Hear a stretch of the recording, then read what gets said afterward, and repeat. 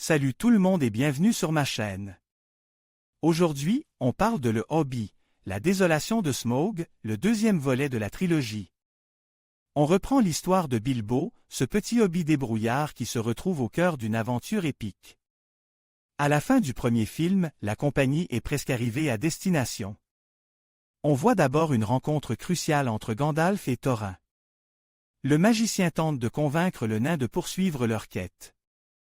Pourquoi cet acharnement?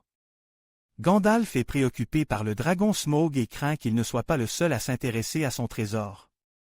Ensuite, l'aventure reprend. Nos héros approchent de la montagne solitaire, mais la forêt est un véritable obstacle, un lieu désolé, peuple d'énormes araignées, qui désorienté et hypnotise. Après un combat difficile contre les araignées, où les elfes sylvestres interviennent, les nains sont capturés par le roi elfe des bois, Thranduil. Ce dernier a ses propres raisons, des pierres précieuses d'Erebor, l'ancien royaume des nains. Il est prêt à aider, mais la fierté de Thorin le conduit à la prison.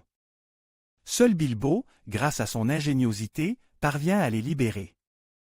Pendant ce temps, Gandalf explore d'anciennes tombes et découvre le retour d'un mal ancestral, une nouvelle qu'il partage avec Thranduil, qui prend des mesures pour protéger son royaume.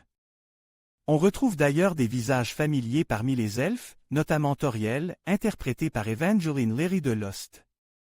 Après une évasion rocambolesque face aux orques, la compagnie atteint le lac.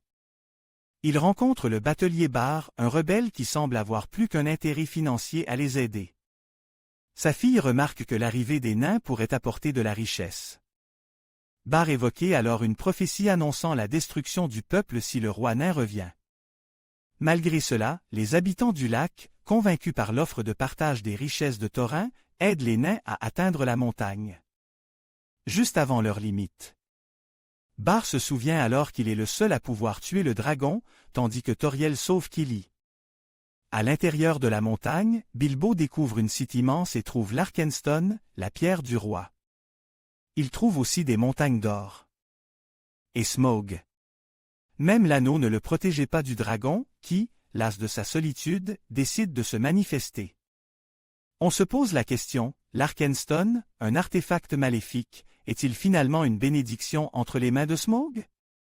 Quoi qu'il en soit, les nains chassent le dragon, qui, en représailles, attaque le lac. La suite au prochain épisode.